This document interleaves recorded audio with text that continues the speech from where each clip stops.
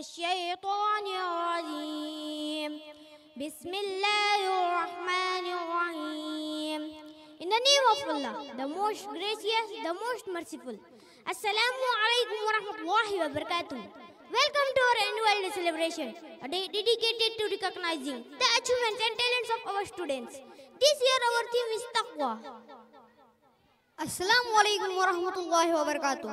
Indeed, it is a night of joy and affiliation taqwa.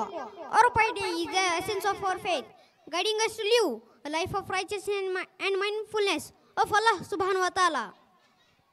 Has Allah subhanahu wa ta'ala mentioned in the Quran, "Oh, you who have believed fear, Allah has issued you fear and do not die, except as Muslim Surah Al-Imran.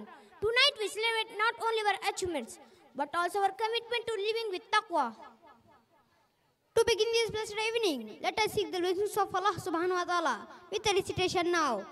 I would like to call Sad brother to recite Surah Anfal.